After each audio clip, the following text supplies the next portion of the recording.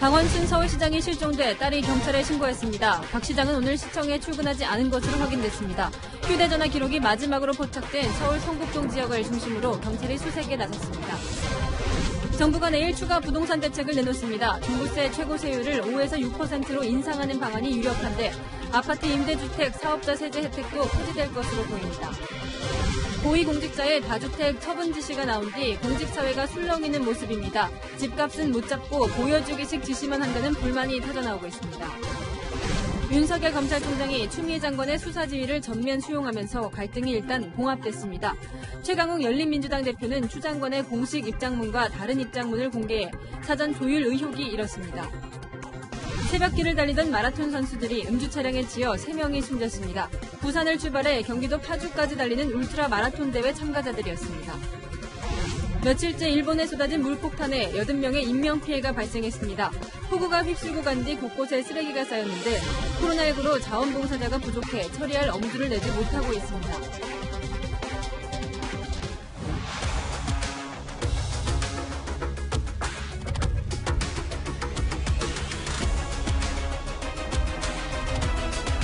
오늘 뉴스에이는 박원순 서울시장의 실종 소식으로 시작합니다. 이 박 시장의 실종 사실이 알려진 건 오후 5시쯤인데요.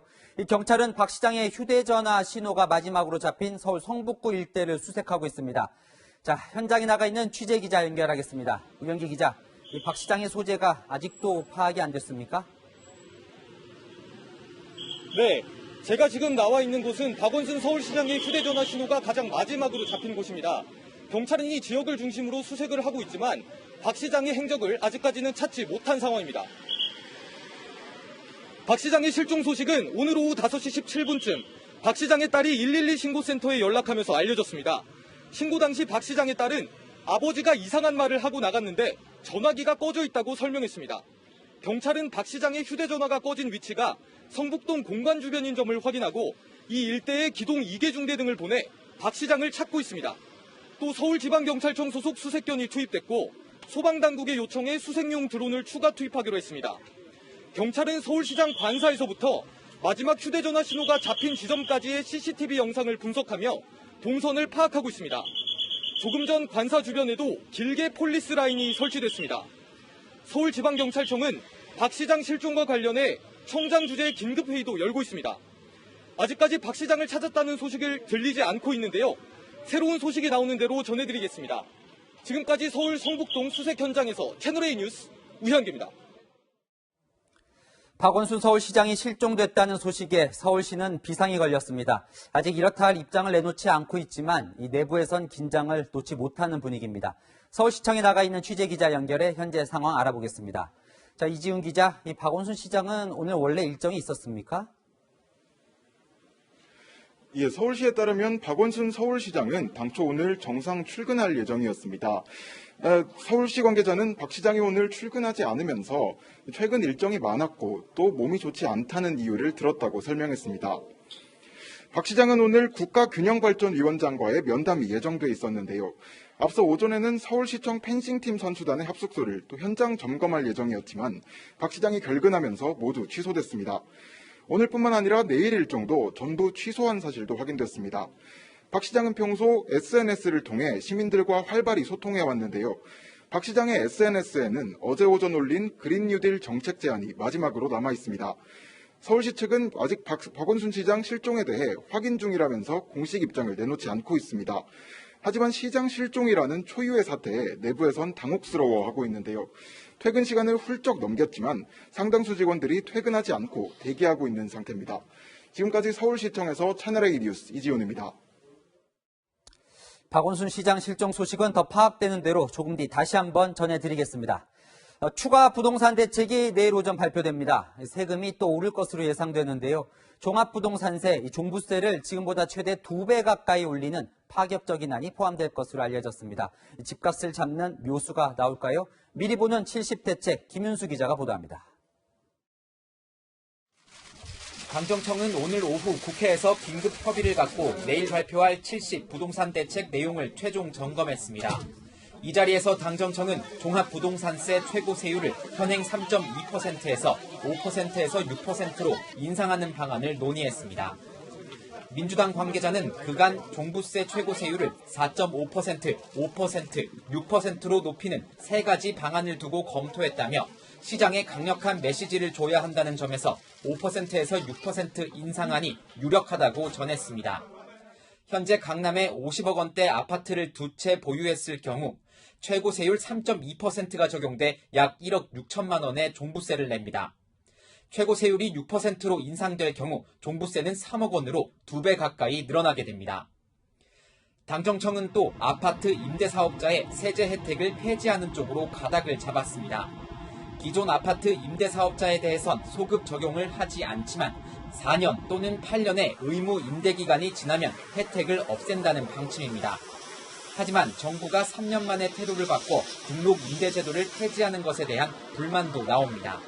부동산 정책에 대한 그 정책 자체를 믿을 수가 없고 사람이 말하는 것에 대해서 믿고 따라갈 수가 없지. 당정청은 내일 부동산 대책을 발표한 뒤 7월 임시국회에서 입법 절차를 마무리한다는 방침입니다. 채널A 뉴스 김윤수입니다. 저희 취재진이 지난 3월 공개된 재선 이상 국회의원들의 재산 신고 내역을 분석해봤습니다. 5명 중 1명꼴로 이 서울 강남 지역에 주택을 보유한 것으로 나타났습니다. 이 집 한 채를 가져도 지역구 대신에 서울 강남에 똘똘한 한 채를 갖고 있는 의원들이 많았습니다. 전혜정 기자입니다. 20대 국회에 이어 21대 국회에서 당선된 재선 이상의 국회의원은 모두 123명입니다. 채널A 취재 결과 이 중 24명의 국회의원이 지역구와 관계없이 강남 지역에 주택을 보유한 것으로 확인됐습니다. 미래통합당이 16명으로 가장 많았고 더불어민주당 5명, 무소속 3명 순이었습니다. 또 지역구에선 전세로 살면서 똘똘한 강남 아파트 한 채를 가진 의원은 10명이었습니다. 5선의 김진표 민주당 의원은 서울 도곡동 아파트를 신고했고 지역구인 수원에선 전셋집을 얻었습니다. 3선의 이종배 통합당 의원 역시 개포동 아파트를 가지고 있는데 지역구인 충주에선 전세 생활을 하고 있습니다. 의원들이 자신의 지역구보다 똘똘한 강남 아파트 한 채를 더 챙기는 게 아니냐는 지적도 나옵니다. 기존에 다선 의원뿐이 아니라 초선 의원들도 역시 마찬가지였고 상당수가 지역구하고 상관없이 강남과 서울에 집을 많이 가지고 있다. 지역구가 아닌 강남의 아파트를 보유한 의원들은 채널A에 강남 아파트도 실거주 용도라며 지역구가 멀어서 두 집 모두 살고 있다고 해명했습니다. 그러면서 대부분의 의원들이 강남 아파트를 매각할 의사는 없다고 밝혔습니다. 채널A 뉴스 전혜정입니다. 그런데 국회의원들의 실제 거래된 집값을 별도로 취재해보니 신고된 금액과 차이가 많았습니다. 그 차이가 2배가 넘는 경우도 있었습니다. 최수연 기자입니다. 더불어민주당 A 의원은 자신의 지역구에서는 전세로 살면서 서울 대치동 아파트를 부부 공동명의로 보유 중입니다. 서울 강남권의 대표적인 재건축 단지이다 보니 전용 면적 84제곱미터 아파트의 실거래가는 20억 원에 달합니다. 제가 알기로 22억 1,500까지 찍혔네요. 6월 달에. 작년 말에는 23억 5천까지 찍혔네요. 하지만 지난 3월 관보에 신고된 아파트 가격은 10억 2,400만 원입니다. 공시지가 기준으로 해 실거래가의 절반이 안 되는 금액으로 신고한 겁니다. 실거래가가 아닌 공시지가로 신고하는 건 야당 의원들도 마찬가지입니다. 야당 중진 의원이 부부 공동명의로 보유하고 있는 서울 압구정동의 한 아파트입니다. 이 아파트는 지난해 말 40억 원에 거래됐지만 정부에 신고한 금액은 실거래가의 60% 수준인 약 25억 원이었습니다. 지난 2018년 공직자윤리법 시행령 개정으로 고위공직자는 실거래가와 공시가격 가운데 높은 가격으로 주택을 신고해야 합니다. 다만 법 개정 전 공시지가로 신고한 공직자는 이후에도 계속 공시지가로 신고할 수 있도록 예외를 둬 재선 이상 의원들은 대부분 공시지가로 신고하고 있습니다. 실제로 신고 액수랑은 좀 차이가 많이 드러나기 때문에 고위공직자일수록 거기 신분에 맞게 국민들에게 모범이 될 수 있게 좀 투명하게 재산을 공개했으면 좋겠습니다. 정부는 고위공직자의 재산 신고 시 실거래가 신고를 강제하는 개정안을 올해 안에 국회에 제출할 계획입니다. 채널A 뉴스 최수연입니다. 고위공직자들도 한 채만 남기고 집을 다 팔라는 국무총리의 지시에 공직사회가 술렁이고 있습니다. 당장 정책 실패의 책임을 왜 공무원들에게 돌리냐는 볼멘 소리가 나오는데요. 특히 부처 이전으로 세종시로 내려간 공무원들이 억울하다고 하소연하고 있습니다. 안보경 기자입니다. 고위공직자 주택 보유 실태를 조속히 파악하고 다주택자의 경우 하루빨리 매각할 수 있도록 조치를 취해주시기 바랍니다.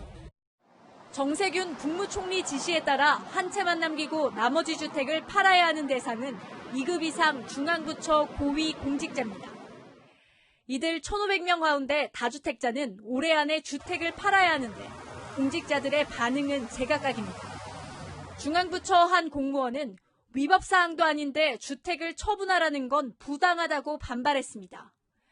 또 다른 공무원은 우월적 지위로 강남에 집을 산 것도 아닌데 왜 죄인이 돼야 하느냐고 볼멘 소리를 했고, 업무 능력이나 실적보다 부동산 매각 여부에 따라 인사평가가 이뤄질 수 있는 것 아니냐는 우려의 목소리도 나왔습니다. 공무원들부터 압박하는 것이 무슨 실효성이 있는지 모르겠다는 반응도 나왔습니다. 부처가 세종시로 옮겨가 세종시 아파트 분양권을 산 공직자들은 황당하다는 분위기입니다. 한 공무원은 세종 지역 분양권은 5년간 전매 제한 조건이 걸려 못 팔고 서울 집에는 아내와 자녀들이 사는데 어느 집을 팔라는 거냐고 말했습니다. 야당은 여론 무마용이라고 비판했습니다. 속수무책인 상황까지 오지 않았느냐. 그러니까 이제 여론을 무마하기 위해서 공직자들이 가지고 있는 이 부동산 문제까지 지금 거론이 되고 있는 상황이 아닌가 이렇게 생각합니다. 고위 공직자들이 다주택을 정리한다 해도 집값 안정에는 도움이 되지 않을 것이라며 번지수 어긋난 대책이라는 지적도 나옵니다. 채널A 뉴스 안보겸입니다. 내일 부동산 대책 발표 이후 임대사업자들이 집단 행동을 예고했습니다. 임대사업자들에게 주어졌던 각종 세제 혜택이 폐지될 거라는 소식 앞서 전해드렸는데요. 3년 전 임대사업자 등록을 장려했던 현 정부가 말을 뒤집으면서 손해를 봤다는 겁니다. 그들의 목소리를 박정서 기자가 들어봤습니다. 김현미 국토교통부 장관은 3년 전 임대사업자 등록을 적극 권유했습니다. 임대사업자로 등록을 하게 되면 저희가 세제라든가 금융이라든가 이런 혜택을 드립니다. 다주택자이신 분들은 임대사업자로 등록하시고 하시면 좋겠습니다. 실제로 2017년 26만 명이던 임대사업자는 3년 만에 52만여 명으로 늘었고 등록한 임대주택은 159만 호에 달합니다. 하지만 이 정책이 집값 상승을 유도했다며 여당은 주택 임대사업자에 대한 세제 혜택 폐지를 추진하고 있습니다. 임대사업자들은 강하게 반발합니다. 정부 말만 믿고 임대사업자로 등록했는데 뒤통수를 맞았다는 겁니다. 2020년도에 왔더니 임대사업자 적폐입니다. 그때 등록을 하더라도 최소 4년 동안 못 팔아요. 정부의 잘못을 임대사업자들한테요. 전가시키고 있는 것 같습니다. 임대사업을 하면서 졸지에 부동산 투기꾼이 되어버린 주변 시선에 좀 마음이 무겁습니다. 임대 등록으로 세제 혜택을 받는 대신 임대료를 2년에 5% 넘게 올리지 못하고 길게는 10년간 집을 못 파는 각종 제약을 감수했는데 이제는 투기 세력으로 몰고 있다는 주장입니다. 급기야 임대사업자 세제 혜택 철회를 반대하는 청와대 국민청원이 등장했고 인터넷 카페에서는 헌법 소원을 제기하겠다는 목소리도 나왔습니다. 임대사업자들은 집단 행동을 예고하며 내일 오후 국토부에 대한 공익감사를 감사원에 청구할 예정입니다. 채널A 뉴스 박정서입니다. 집값을 잡기 위한 부동산 대책이 내일 발표되는데요. 이와 별도로 여당은 7월 국회에서 전셋값을 잡기 위한 법안들도 통과시킬 예정입니다. 이 하나같이 집주인과 세입자들에게 큰 영향을 미칠 내용들인데요. 경제정책산업부 홍유라 기자와 살펴보겠습니다. 자, 홍 기자, 일단 전세 가격이 무섭게 오르고 있어요. 네, 먼저 이 전세값이 오른 기간부터 살펴볼게요. 그러니까 서울 아파트 전세 가격이 뛰고 또 뛰어서 무려 54주 동안 멈추지 않고 올랐습니다. 그러니까 더 심각한 문제는 상승 폭이 너무 크다는 건데요. 그러니까 실제로 성동구의 한 84제곱미터 아파트는요, 최근 8억 7천만 원의 전세 계약이 이뤄졌는데, 그러니까 올해 초와 비교하면 거의 1억 원이 올랐습니다. 그렇군요. 그러니까 저도 부동산 분야를 취재하다 보면 정말 이렇게 무섭게 오르나 싶어서 놀랄 때가 많거든요. 네. 그러니까 현장 공인중개사의 목소리 같이 들어보시죠. 요즘 전세 매물이 별로 없고 있어도 임대차 3법 때문에 지금 많이 올려서 뭐 1억 단위 이상 올려서 재계약하거나 뭐 새로 계약하기를 원합니다. 방금 임대차 3법 이야기가 잠깐 나왔는데 부동산 시장은 이 법에 온통 관심이 쏠려 있어요. 이 임대차 3법 뭔지 좀 알아볼까요? 네, 현재 여당이 추진하는 전세와 월세 관련 3가지 법안인데요. 전월세 신고제, 전월세 상한제, 그리고 계약갱신 청구권입니다. 이름들이 좀 생소하죠. 좀 더 자세히 살펴볼게요. 전월세 신고제는 계약하고 30일 안에 거래 내용을 신고하라는 겁니다. 거래 투명성을 높일 수 있죠. 전월세 상한제는 집주인이 기존 임대료의 5% 이상은 올려받지 못하게 하는 겁니다. 그러니까 전월세값 상승폭이 너무 커서 세입자의 부담이 늘어날 수 있다는 점을 고려한 거고요. 마지막으로 계약갱신 청구권, 세입자가 원하면 최소 2년은 계약 기간을 늘리도록 하는 겁니다. 그러니까 여러 안이 있는데 집주인이 무한정 계약 연장을 받아주도록 하는 법안까지 나왔습니다. 핵심은 세입자를 보호하겠다는 겁니다. 자, 이렇게 이제 전월세 인상폭도 딱 정해놓고 연장 기간도 계속 하도록 하면 세입자들에게 정말 좋은 법안이네요. 네, 이 법의 취지는 굉장히 좋습니다. 그런데 이런 취지와 달리 시장엔 변수가 많습니다. 그러니까 집주인들은 인상폭이 5%로 제한되고 임대기간이 길어질 게 걱정되니까 미리 임대료를 한꺼번에 올리려고 합니다. 그러니까 우리가 30년 전에 비슷한 경험을 한 적이 있어요. 임대 의무기간을 1년에서 2년으로 늘렸었는데 그때 당시 전세 가격 엄청 올랐습니다. 계약기간 변경안이 국회에서 통과된 1989년 전세값은 23% 넘게 뛰었죠. 네, 그러니까 당장은 오히려 세입자가 피해를 볼 수도 있다 이런 얘기인 것 같은데요. 이 임대차 3법이 통과되면 그럼 언제부터 시행이 되는 겁니까? 일단 더불어민주당은 7월 임시국회에서 속전속결로 통과시킨다는 계획입니다. 그러니까 이 임대차 3법은 20대 국회에서는 폐기됐던 건데 21대 국회에서 다시 발의한 겁니다. 거대 여당의 법안 통과 의지가 상당히 크죠. 입법 속도가 빨라지면 내년 상반기 시행될 가능성도 있습니다. 네, 부동산 정책은 정책 의도와 실제 시장이 전혀 다르게 반응하는 경우도 많았는데요. 잘 따져보고 시행해야겠습니다. 지금까지 홍유라 기자였습니다. 다음 뉴스입니다. 추미애 법무부 장관의 지휘권 발동을 윤석열 검찰총장이 사실상 전면 수용했습니다. 다만 어제 윤 총장이 독립수사본부를 설치하자고 건의했던 과정에 대해 법무부와 대검찰청의 말이 엇갈리고 있어서 논란은 이어지고 있습니다. 최지연 기자가 보도합니다. 윤석열 검찰총장이 추미애 법무부 장관의 지휘권 발동을 사실상 수용하겠다고 밝힌 건 오전 8시 40분쯤. 추 장관이 입장을 밝히라며 제시한 시한을 1시간가량 남긴 상태였습니다. 윤 총장은 지난 2일 장관의 지휘로 이미 수사지휘권이 박탈된 상태라고 말했습니다. 그러면서 이번 사건은 서울중앙지검 수사팀이 자체적으로 할 것이라고 밝혔습니다. 윤 총장은 입장문에서 2013년 국정원 댓글 사건 수사를 언급했습니다. 중간에 직무 배제 명령을 받게 됐습니다. 총무부 검사한테서 그걸 받았는데요. 박근혜 정부 시절 자신이 겪은 부당함을 언급하며 현재의 심경을 내비친 것으로 보입니다. 추 장관은 곧바로 입장문을 내고 만시지탄이나 국민의 바람에 부합한다고 밝혔습니다. 윤 총장이 언급한 국정원 댓글 수사 당시 상황에 대해선 당시 총장이 느꼈던 심정이 현재 이 사건 수사팀이 느끼는 심정이라고 반박했습니다. 어제 윤 총장이 독립수사본부에 수사를 맡기자고 건의한 배경에 대해서는 법무부와 대검의 말이 엇갈렸습니다. 대검은 법무부의 요청에 따라 공개 건의했다고 설명했지만 법무부는 실무진이 검토 후 장관에게 보고하지 않았고 건의 요청을 한 사실이 없다고 밝혔습니다. 채널A 뉴스 최주현입니다. 어제 저녁 추미애 법무부 장관이 윤석열 총장의 건의를 거부하며 배포한 입장문이 있습니다. 그런데 최강욱 열린민주당 대표가 이 입장문과 다른 버전의 법무부 입장문을 SNS에 올렸습니다. 법무부 문건이 어떻게 유출됐는지 또 다른 논란이 되고 있습니다. 이민창 기자입니다. 어제 저녁 10시쯤 최강욱 열린민주당 대표는 법무부 알림이라는 제목의 글을 SNS에 올렸습니다. 법무부가 출입 기자들에게 배포하는 형식인데 다른 대안을 꺼내는 것은 공직자의 도리가 아니라고 적혀 있습니다. 독립수사본부를 구성하자는 윤 총장의 건의에 추미애 법무부 장관이 거부 의사를 밝힌 글을 최 대표가 옮긴 겁니다.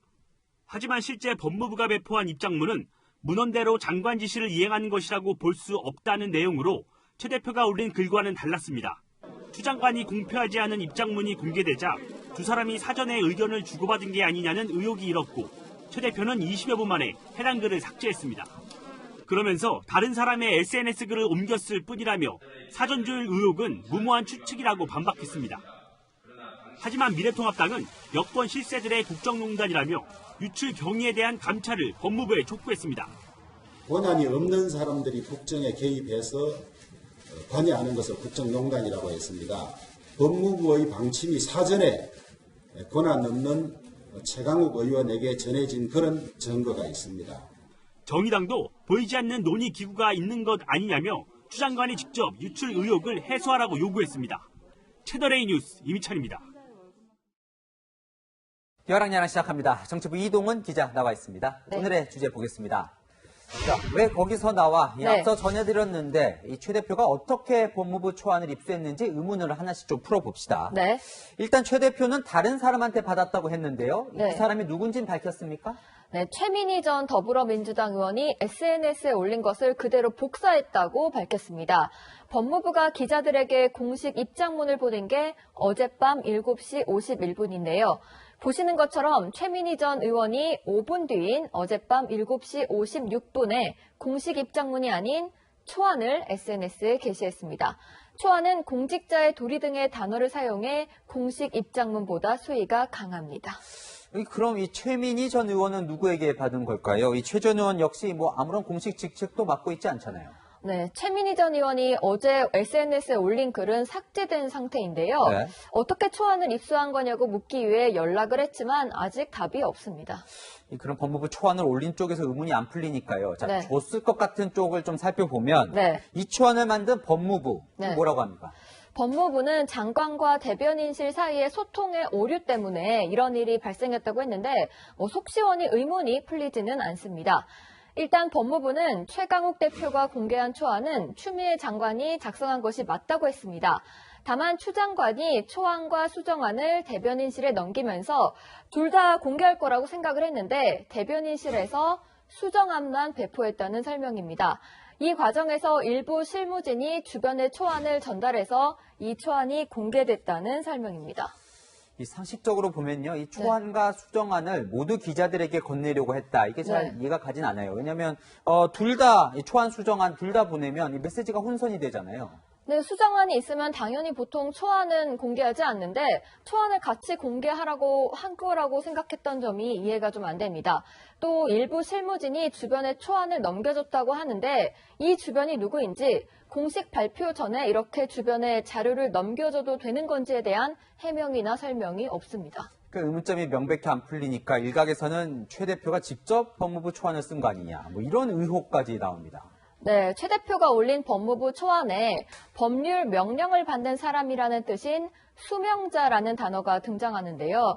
수명자는 법무부나 검찰에서는 쓰지 않고 군사재판 판결문에 종종 등장한다고 합니다. 최 대표는 군 법무관 시험에 합격해 10년 정도 군에서 일한 뒤 변호사 자격을 받은 군 검사 출신인데요. 그러다 보니 최 대표가 작성했다는 의혹이 나오고 있습니다.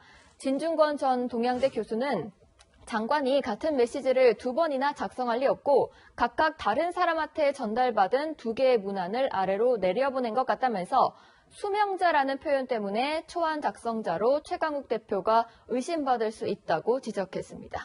네, 무엇보다 최 대표가 이 사건 관련해 허위사실 유포 혐의로 고발된 피의자이기도 하다 보니까 더 논란이 되는 것 같습니다. 지금까지 여랑야랑이었습니다. 늦은 밤과 새벽에도 달리는 마라톤 대회에 참가한 사람들이 도로를 달리다 차량에 치여 숨졌습니다. 3명의 희생자가 발생했는데 운전자는 만취 상태였습니다. 먼저 김재혁 기자입니다. 등 뒤에 유도봉을 맨 3명의 마라토너가 2차선 도로를 달려갑니다.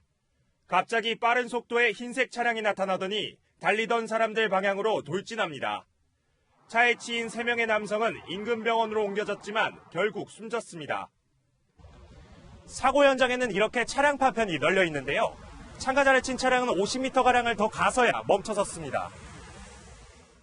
차량 운전자의 혈중 알코올 농도는 면허 취소 수준을 넘는 0.129%였습니다. 게다가 사고 당시에는 속도 위반에 해당하는 시속 100km의 속도로 주행했습니다. 집은 원래 위기사람인데 직장이 이천이다 보니까 지인들하고 이제 술 먹고 숙소 들어가다 그랬대요. 한 4km. 사고를 당한 마라토너들은 지난 5일 부산을 출발해 오는 10일까지 537km를 무박으로 달리는 울트라 마라톤에 참가하고 있었습니다. 오늘이면 파주 임진각에 도착할 예정이었지만 완주까지 130km를 남겨두고 참변을 당한 겁니다. 대한울트라마라톤연맹 조직위원회는 곧바로 대회를 중단하고 사고대책위원회를 꾸렸습니다. 경찰은 이르면 오늘 사고를 낸 운전자에 대해 구속영장을 신청할 계획입니다. 또 대회를 주관한 울트라마라톤연맹이 안전조치를 제대로 했는지에 대해서도 조사할 계획입니다. 채널A 뉴스 김지혁입니다. 자, 음주운전도 문제지만 어두운 밤 국도에서 마라톤을 하는 것도 위험했다는 지적이 나옵니다. 경찰이 교통을 통제해주는 공식 대회와는 달라서 안전 사각지대에 놓여 있었습니다. 이어서 박건영 기자입니다. 차들이 지나다니는 왕복 4차선 도로, 마라톤 대회 참가자들이 차도를 달리고 있습니다. 밤이 되자 참가자들은 가슴과 등에 전멸등과 시선 유도 등을 달았습니다. 며칠간 도로에서 잠을 자며 전국을 달리는 울트라마라톤 대회에서는 필수입니다. 가로등이 적은 국도 특성상 전멸등을 달지 않으면 마라토너들이 잘 보이지 않기 때문입니다. 하지만 과거 대회 참가자들은 전멸등을 달아도 사고 위험이 높다고 말합니다. 의미를 다 하는데 음주운전 차량은 그걸 안 본다고요. 깜빡깜빡하는 거를 안 보이잖아요. 왜냐면 국도는 그리고 가로등도 없잖아요. 3년 전에도 강원도 인제의 국도에서 마라톤 대회에 참가한 40대 여성이 과속 차량에 치여 숨지는 일이 있었습니다.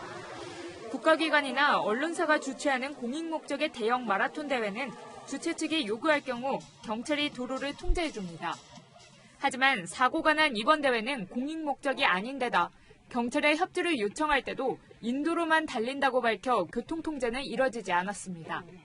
특히 밤에는 차들이 없기 때문에 쌩쌩 과속을 달리고 어떻게 했어야 되는데 사고를 방치한 거지. 야간에 공공도로에서 이뤄지는 스포츠 경기의 경우 사고 위험이 높은 만큼 안전관리가 더욱 강화돼야 한다는 목소리가 나옵니다. 채널A 뉴스 박건영입니다. 방역당국이 우리 국민들이 코로나19에 항체를 갖고 있는 비율이 얼마나 되는지 조사 결과를 내놨습니다. 3,000명 가운데 1명, 그러니까 항체 보유율이 0.03%입니다. 스페인, 영국 국민보다 낮은 수치입니다. 김단비 기자입니다. 방역당국은 지난 4월부터 약 2달간 코로나19 진단을 받지 않은 일반 국민을 대상으로 항체 검사를 실시했습니다. 항체는 바이러스에 노출된 우리 몸이 만들어내는 면역물질로 코로나19 항체 양성 반응이 나오면 과거에 감염된 적이 있다는 뜻입니다. 결과는 3,055명 중에 단 1명, 항체 보유율은 약 0.03%로 나타났습니다. 보건당국은 항체 보유율이 낮게 나온 만큼 지역사회의 면역력이 극히 낮을 가능성이 매우 높다고 분석했습니다. 다시 말해 집단 면역을 통한 코로나 대응이 불가능하다는 겁니다. 백신이 개발되고 접종이 완료되어 지역사회에 충분한 방어 수준이 달성되기 전까지는 생활 방역의 수칙 준수로 유행을 억제해야 한다는 의견입니다. 방역당국은 0.03% 항체 보유율은 실제 확진자와 큰 차이가 나지 않는다고도 밝혔습니다. 이른바 깜깜이 환자가 실제 많지 않았다는 겁니다. 하지만 이번 조사 결과는 집단 감염이 발생한 대구, 경북 등은 포함되지 않았습니다. 방역당국조차 대표성에 한계가 있다고 인정했습니다. 젊은 사람이나 증상이 경미한 사람들은 앓고 지나가도 항체가 잘 안 생기는 그런 경우가 많기 때문에 이러한 면들을 고려해서 판단을 해야 될 것 같습니다. 방역당국은 백신 개발에 1,936억 원을 투입하는 한편 이번 달부터는 항체 조사 대상에 대구, 경북 등을 포함하겠다고 밝혔습니다. 채널A 뉴스 김단비입니다. 결국 면역력을 믿기보다는 방역이 중요하다는 얘기입니다. 장기적으로 계속 필요한 것이 마스크와 손소독제죠. 불량 제품 문제 여전합니다. 물이 새는 마스크, 무허가 손소독제가 전량 회수 조치됐습니다. 이다혜 기자입니다. 마스크 안쪽에 물을 부어보니 물방울이 바깥으로 뚝뚝 떨어집니다. 가볍고 바람이 잘 통해 여름철 인기가 높은 침방울 차단 마스크. 하지만 물이 새면 침방울 차단 기능이 떨어지는 불량입니다. 식약처가 업체 35곳의 침방울 차단 마스크 56개를 검사한 결과 2개 업체의 3개 제품이 부적합으로 나타났습니다. 필터 같은 원자재에는 문제가 없었지만 마스크 본체와 위아래 날개가 연결되는 이 부분이 제대로 붙지 않아 물이 샌 걸로 조사됐습니다. 이미 팔린 마스크만 231만 개, 전량 회수 조치돼 해당 제품을 구입한 소비자들은 교환이나 환불을 받아야 합니다. 천안의 한 화장품 제조 공장. 하지만 창고에는 손소독제를 담은 상자가 가득 쌓여 있습니다.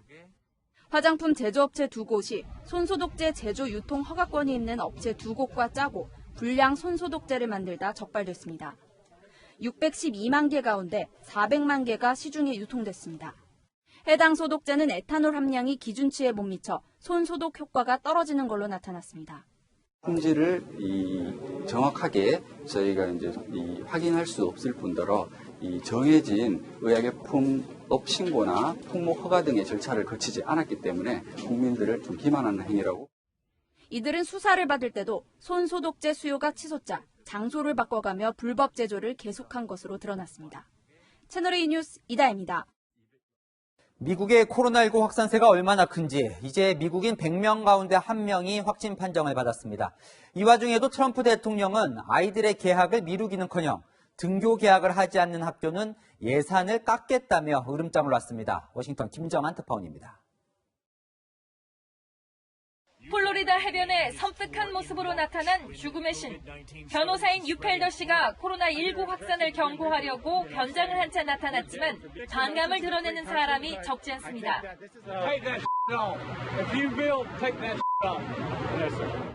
주말마다 미국 전역 해변은 젊은이들로 북적이고 사회적 거리두기가 느슨해지면서 확산세는 다시 불붙고 있습니다. 미국 내 1일 신규 확진자 수는 하루 최다인 6만 명을 넘겼고 누적 확진자는 300만 명을 넘어서 이제 미국인 100명 가운데 1명이 감염된 셈입니다. Much worse place actually than we were back in March because at that time there was one epicenter. Now we have multiple epicenters. 하지만 트럼프 행정부는 가을 학기 정상 개학을 위해 연일 총력전을 펼치고 있습니다. 트럼프 대통령이 강조해온 경제 정상화를 위해선 자녀들은 학교로 돌아가고 부모들은 일터로 복귀해야 하기 때문입니다. And we're going to be very strong on that. We're going to be very, very powerful in that view. We want our schools open in the fall. 펜스 부통령과 강요들도 측면 지원에 나섰습니다. It's time for us to get our kids back to school. 트럼프 대통령은 정상화를 거부하는 학교들에 대한 자금 지원을 중단하겠다고까지 압박했습니다. 이 국민 건강보다 경제 정상화에 방점을 두고 있다는 우려와 비난이 나오는 이유입니다. 워싱턴에서 채널A 뉴스 김정환입니다. 놀이공원에서 아찔한 롤러코스터를 탈 때면 자연스럽게 비명이 새어나오죠. 일본에서 코로나19 감염 예방 수칙이라며 이 롤러코스터를 탈 때 소리를 지르지 못하게 해 논란입니다. 황아람 기자입니다.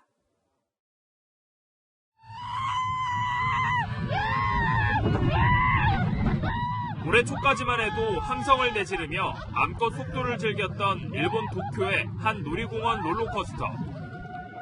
최근 재개장한 놀이기구에 흰색 마스크를 쓰고 넥타이까지 착용한 남성 2명이 탔습니다. 70m 높이에서 시속 180km 속도로 떨어지는데도 외마디 비명조차 없이 무덤덤한 표정입니다. 일본 보건당국의 권고에 따라 코로나19 감염을 유발할 수 있는 침방울 전파를 막기 위해 탑승자가 비명을 지르지 않도록 이용 수칙을 알리는 영상입니다. 보건당국과 일본 테마파크 협회의 지침이 의무사항은 아니지만 대다수 테마파크는 이 가이드라인을 따르고 있습니다. 叫ぶとやはり飛沫というものがございますので、できるだけ絶叫をなくすというお願いをしております。 도쿄의 젊은이들은 비명을 지르지 않고 놀이기구를 즐기는 건 고문이라며 황당해합니다. わざわざそこまでする必要ないと思います。そしたらジェットコースター乗る楽しさがなくしてしまいます。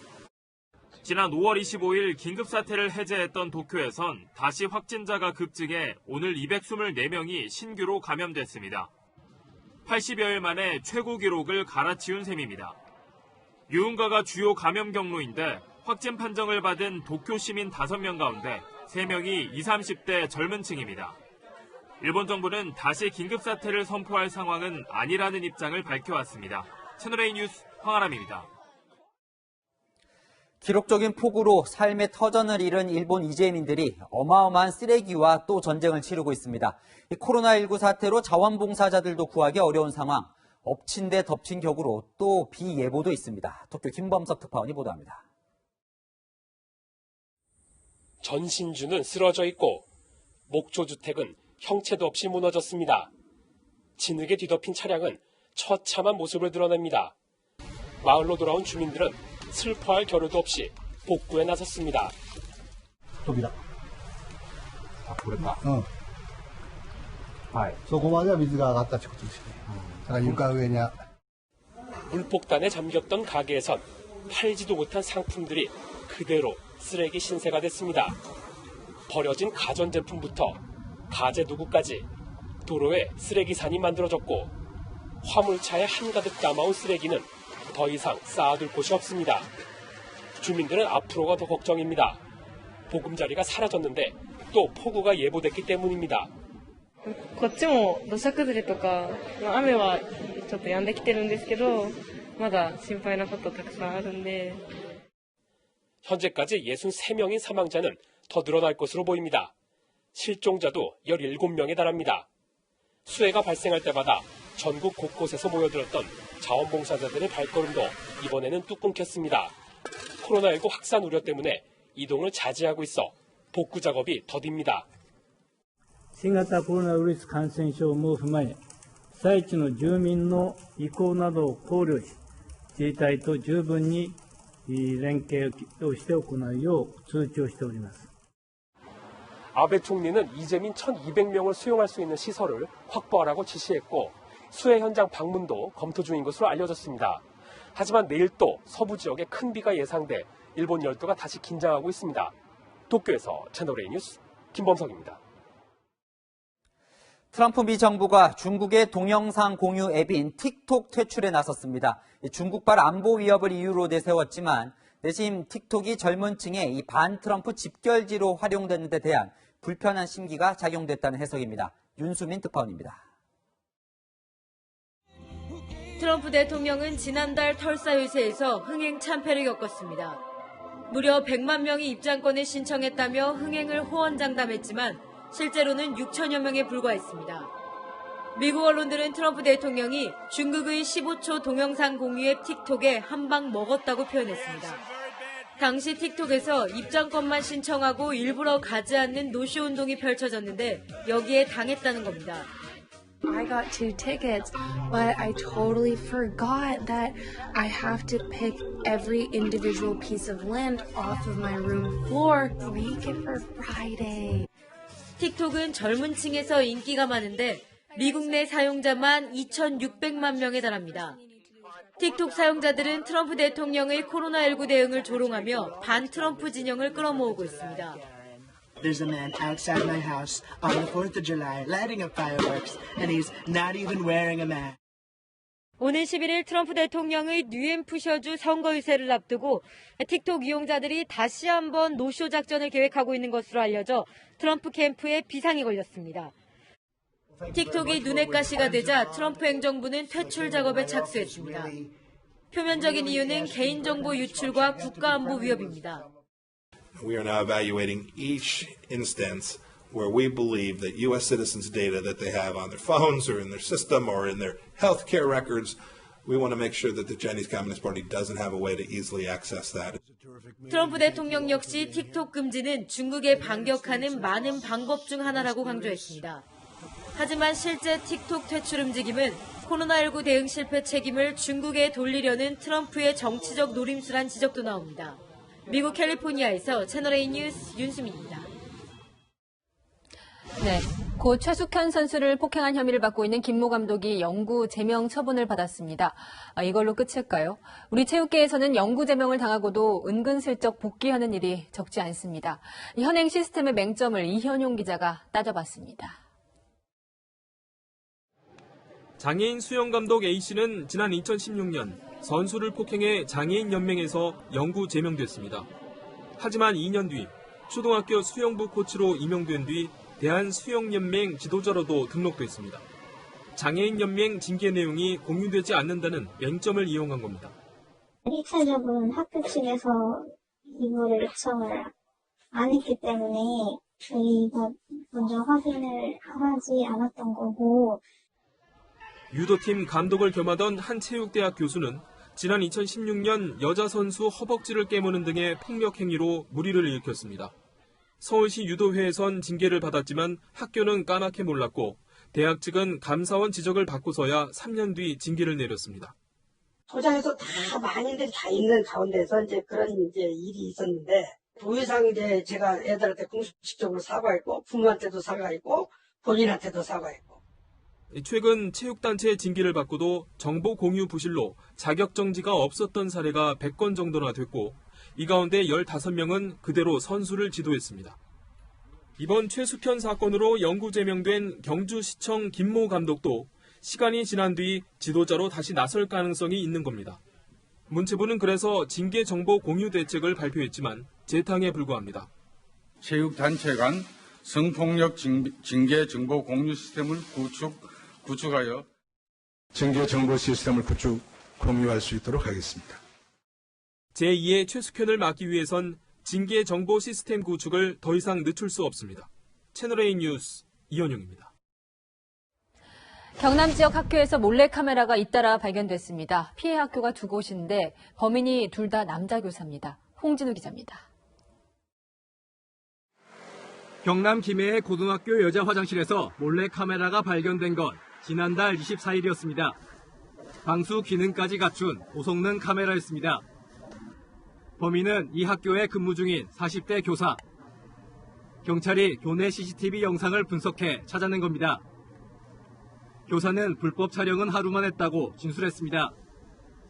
그런데 교사의 휴대전화 속에는 화장실뿐 아니라 샤워실에서 찍은 사진과 동영상도 가득했습니다. 촬영하고 설치한 그 부분에 대해서도 이제 수사를 하고 포렌식 결과가 나오면 거기에 대해서도 우리가 또 수사를 지금 할 그런 일. 경찰은 이 교사가 지난해까지 다른 학생 수련원에서 일한 만큼 추가 범행이 있는지도 수사하고 있습니다. 일반 학생들 수련 활동을 저희는 같이 운영을 하거든요. 2,000명 조금 넘습니다. 지난달에는 경남 창녕의 중학교 교직원 화장실에서도 몰래 카메라가 발견됐습니다. 수사가 시작되자 30대 교사가 자신이 범인이라며 자수했습니다. 불법 촬영 사건이 잇따르자 교육청은 경남 지역 모든 학교를 대상으로 전수조사에 나서기로 했습니다. 이번에 적발된 교사 2명은 직위에서 해제됐습니다.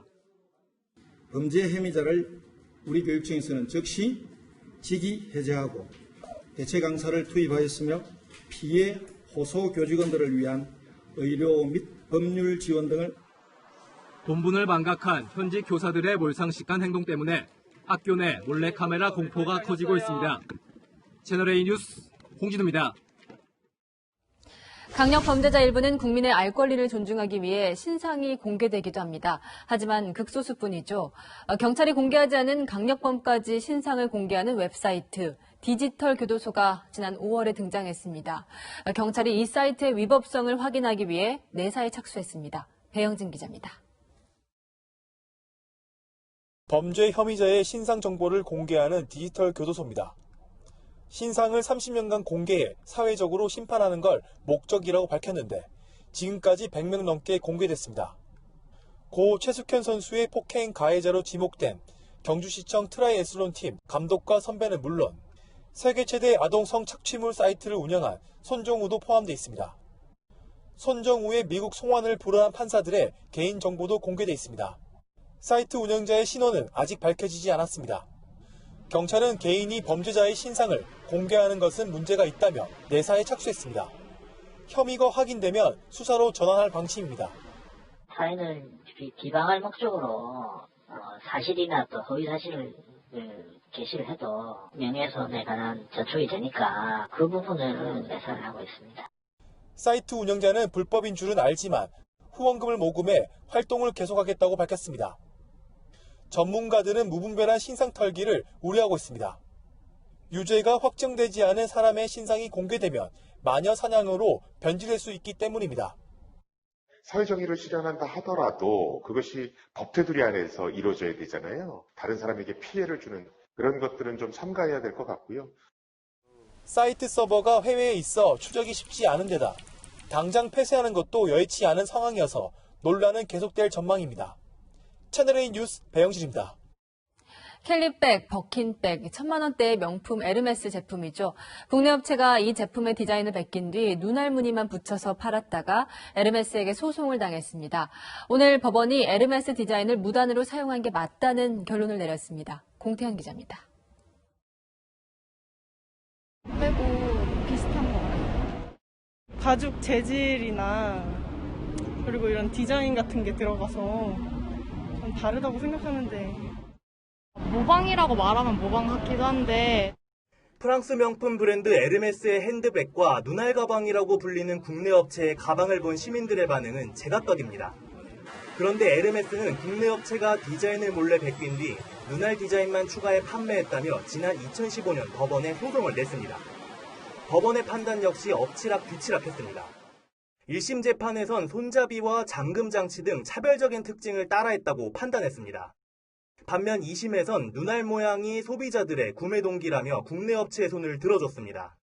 그런데 대법원은 국내 업체가 디자인을 도용한 게 맞다고 판단했습니다. 명품 가방 형태를 그대로 이용한 후 새로운 모양의 도안을 부과한 행위도 성과물 도용의 부정 경쟁 행위에 해당한다는 취지의 판결입니다. 에르메스 등 명품 업체들은 최근 모방 상품 관련 소송을 벌이는 경우가 많습니다. 예전에는 소수의 명품 브랜드들이 시장을 장악하고 있었지만 다양한 사람들이 시장에 참여하게 되면서 분쟁이 더 늘어. 디자인은 유사한데 가격이 저렴한 제품을 내버려두면 고객을 뺏길 수 있다는 우려 때문이라는 분석입니다. 채널A 뉴스 공태현입니다. 네, 앞서 전해드린 박원순 서울시장 실종 상황 속보 전해드립니다. 경찰이 수색을 하고 있는 상황이었는데요. 우현기 기자가 성북동 공관 앞에 나가 있습니다. 자, 우 기자, 박 시장 소재는 확인이 됐습니까? 네, 아직까지 박 시장의 행적은 확인되지 않고 있습니다. 제가 지금 나와 있는 서울 성북동 공관 주변에는 특수구조대까지 도착해서 가림막을 설치하며 분주한 모습입니다. 박 시장의 실종 소식은 오늘 오후 5시 17분쯤 박 시장의 딸이 112 신고센터에 연락하면서 알려졌습니다. 신고 당시 박 시장의 딸은 아버지가 이상한 말을 하고 나갔는데 전화기가 꺼져 있다고 설명했습니다. 경찰은 박 시장의 휴대전화가 꺼진 위치가 성북동 공관 주변인 점을 확인하고 이 일대에 기동 2개 중대 등을 보내 박 시장을 찾고 있습니다. 또 서울지방경찰청 소속 수색견이 투입됐고 소방당국의 요청에 수색용 드론을 추가 투입하기로 했습니다. 경찰은 서울시장 관사에서부터 마지막 휴대전화 신호가 잡힌 지점까지의 CCTV 영상을 분석하며 동선을 파악하고 있습니다. 서울지방경찰청은 박 시장 실종과 관련해 청장 주재 긴급회의도 열고 있습니다. 네, 가족이 신고를 했다고요. 평일인데 서울시 일정은 없었습니까? 네, 서울시에 따르면 오늘 박원순 서울시장은 정상 출근할 예정이었는데요. 몸이 좋지 않다는 이유로 출근하지 않은 것으로 확인됐습니다. 박 시장은 오늘 오전 서울시청 펜싱팀 선수단의 합숙소를 현장 점검하고 오후에는 국가균형발전위원장과의 면담이 있었지만 모두 취소됐습니다. 오늘뿐만 아니라 내일 일정도 전부 취소한 것으로 확인됐습니다. 서울시 측은 아직 박원순 시장 실종에 대해 확인 중이라며 공식 입장을 내놓지 않고 있습니다. 지금까지 서울 성북동 수색 현장에서 채널A 뉴스 우현기입니다.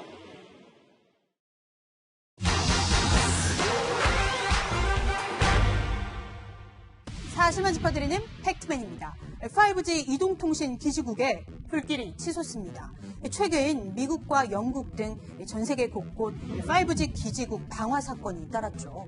영화 혹성 탈출의 배우 우디 헤럴슨도 영국의 가수 엠마리도 5G가 위험하다고 주장했는데요.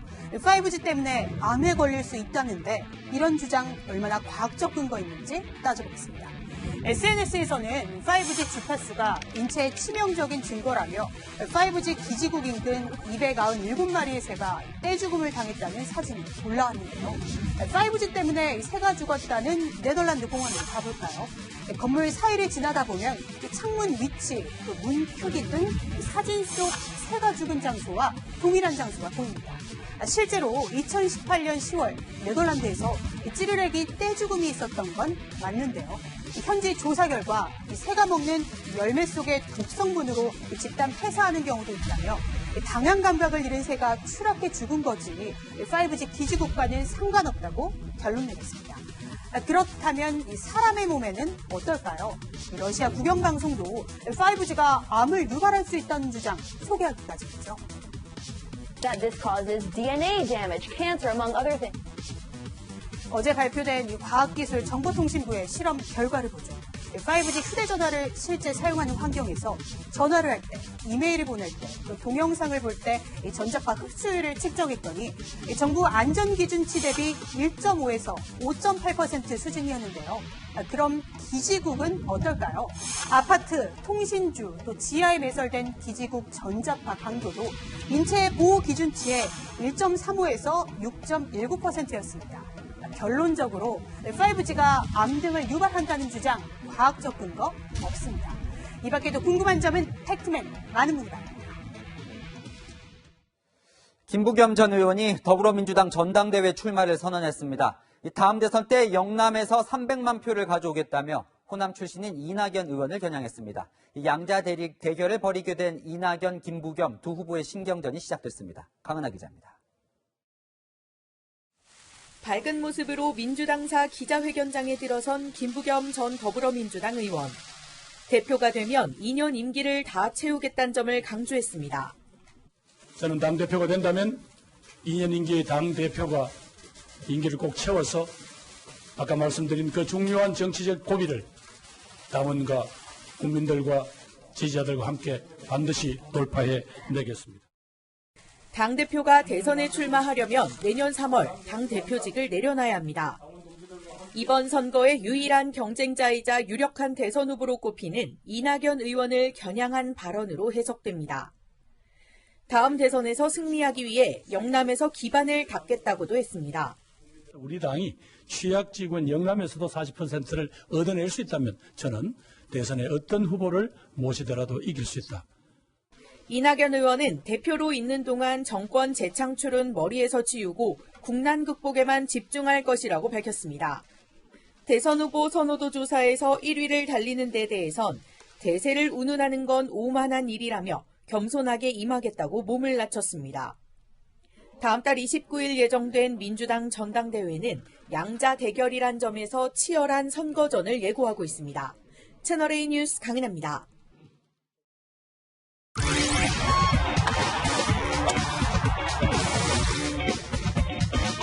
안녕하십니까. 스포츠 뉴스입니다. 유독 두산에 약한 프로야구 LG가 어제 두산전 6연패를 끊었는데요. 오늘 분위기는 어떨까요? 현장 취재기자 연결합니다. 김유빈 기자. 네, 잠실입니다. 전통적인 라이벌인 LG와 두산. 그런데 유독 LG가 두산만 만나면 약한 모습을 보여서 홈포비아, 베어스 포비아라는 말까지 등장했는데요. 과연 분위기 반전이 가능할까요?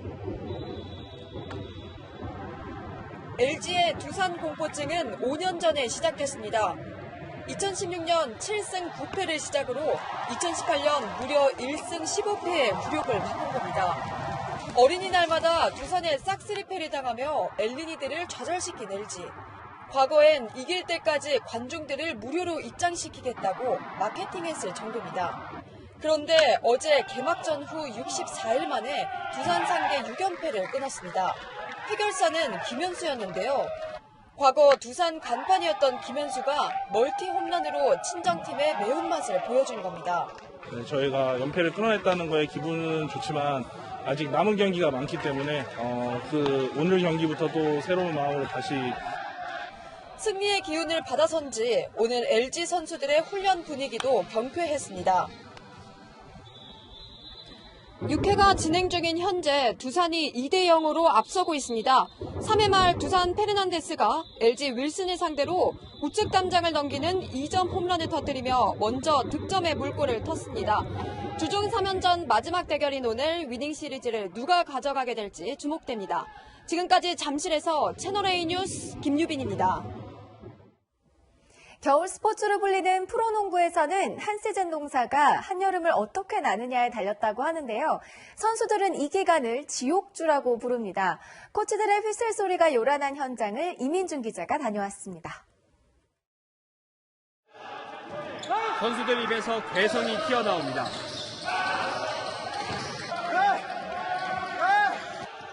진짜 죽을 것 같아요.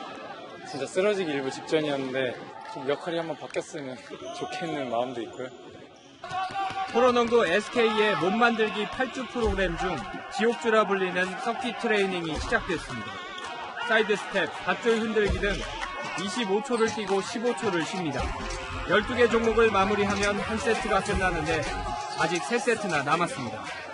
호각을 입에 문 전희철 코치는 선수들에게 그야말로 저승사자입니다.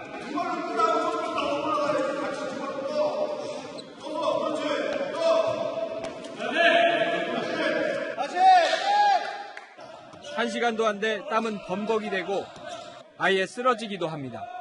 전희철 코치님의 공포의 휘슬 가끔씩 꿈에도 나옵니다. 문경은 감독 부임 후 지옥주 체력훈련 프로그램을 10년째 유지하고 있습니다. 부상이 안 오고 자란 자신감도 생기고 승률 이상 지금 몇 번째 시즌 동안 많이 줄은 것 같아요. 부상이. 지난 시즌 조기 종료돼 공동 1위로 마무리한 SK. 다음 시즌 통합 우승을 목표로 붉은 땀방울을 흘리고 있습니다. 채널A 뉴스 이민준입니다.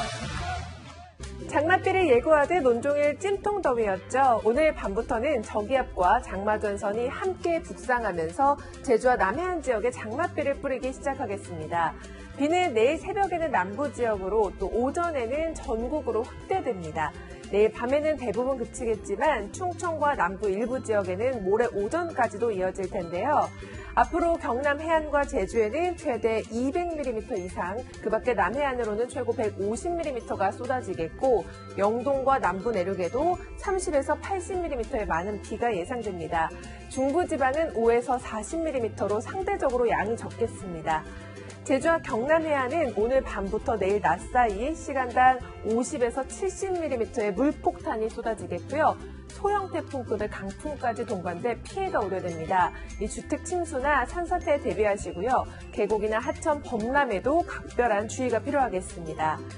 장마전선은 주말 사이에는 잠시 물러났다가 다음 주 월요일부터는 다시 전국에 비를 뿌리겠습니다.